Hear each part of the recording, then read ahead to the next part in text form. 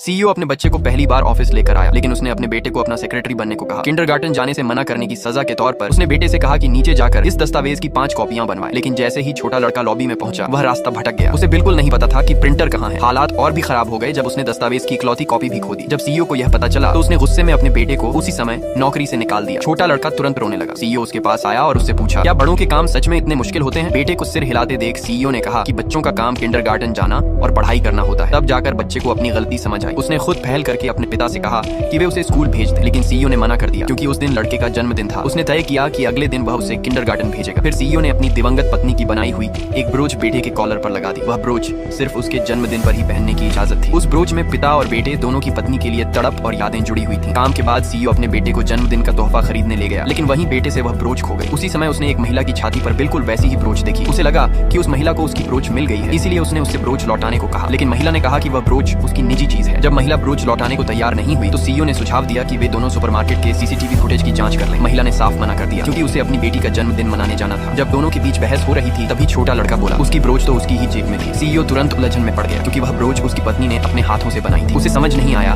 कि उसी डिजाइन की ब्रोच उस महिला के पास कैसे हो सकती है। जब वह महिला से यह पूछने के लिए उसके पीछे जाने ही वाला था, तब तक वह महिला गायब हो चुकी थी। सीईओ को लगा कि वह उसे दोबारा कभी नहीं देख पाएगा, लेकिन अगले ही दिन वह महिला उसे फिर दिखी। उस समय वह उसकी कार के शीशे में अपना मेकअप ठीक कर रही थी। महिला की छाती पर वही ब्रोच देखकर सीईओ ने तुरंत कार की खिड़की नीचे कर दी। उसे देखते ही महिला बेहद शर्मिंदा हो गई और वहां से जाने लगी, लेकिन गलती से फिसल कर गिर पड़ी। सीईओ तुरंत कार से उतरकर उसकी हालत देखने पहुंचा। ब्रोच के बारे में सच्चाई जानने के लिए सीईओ ने खुद उससे माफी मांगी और उसका संपर्क नंबर मांगा। महिला हैरान हो गई। अगले ही पल सीईओ ने कार पर लगे खरोंच की ओर इशारा किया। महिला तुरंत समझ गई कि गिरते समय उससे कार में खरोंच लग गई थी, इसलिए मजबूरी में उसे अपना संपर्क विवरण सीईओ की कार पर